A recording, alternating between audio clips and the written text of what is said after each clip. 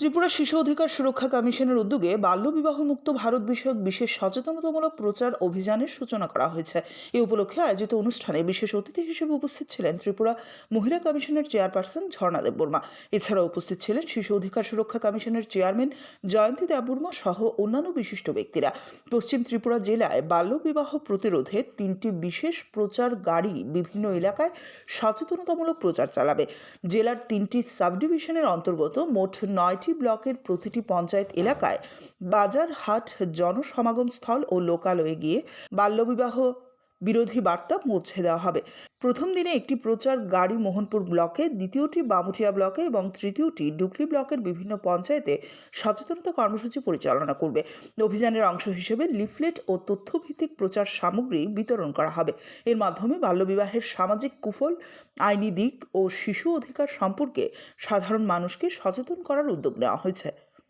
থেকে বাল্যবিবাহ মুক্ত করার জন্য প্রচার অভিযান করা হয়েছে এবং আজকের এই অনুষ্ঠানে আমাদের মাঝে সারা ভারতবর্ষব্যাপী 27শে নভেম্বর থেকে আমাদের আগামী 8ই মার্চ আন্তর্জাতিক নারী দিবস 2026 পর্যন্ত সারা ভারতব্যাপী, সেই সঙ্গে আমাদের ত্রিপুরা রাজ্যেও বাল্যবিবাহকে মুক্ত করার জন্য প্রচার অভিযান চলছে। সেই উপলক্ষে আজকে আমাদের কমিশনের তরফ থেকে এই প্রচার অভিযানের জন্য আমাদের এই ওয়েস্ট ডিস্ট্রিক্টের বিভিন্ন জেলাতে, বিভিন্ন ব্লকে, গ্রাম পঞ্চায়েত লেভেলে, বিভিন্ন হাট বাজারে এই প্রচার অভিযানের জন্য বাল্যবিবাহকে মুক্ত করার জন্য প্রচারের জন্য গাড়ির মাধ্যমে আজকে থেকে শুরু হচ্ছে এবং আগামী 23শে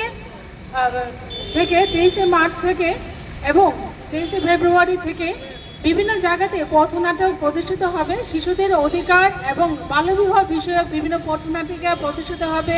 সেটা বিভিন্ন ট্রি গার্ডেন, ঈদ বাটাগুলোতে, বিশেষ করে যেখানে জনসমাগম হবে সেখানেই বিভিন্ন পথনাটিকার মাধ্যমে প্রদর্শিত হবে বাল্যবিবাহ থেকে কিভাবে মুক্ত করা যায় আমাদের ত্রিপুরা রাজ্য থেকে।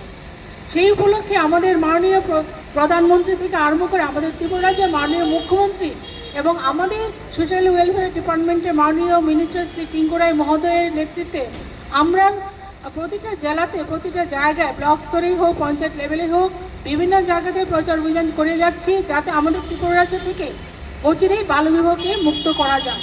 এবং আপনারা যারা মিডিয়া বাইরে এখানে আজকে উপস্থিত হয়েছেন, আবারও আপনাদেরকে অনেক অনেক ধন্যবাদ জানিয়ে ব্যুরো রিপোর্ট অবিরাম 24x7।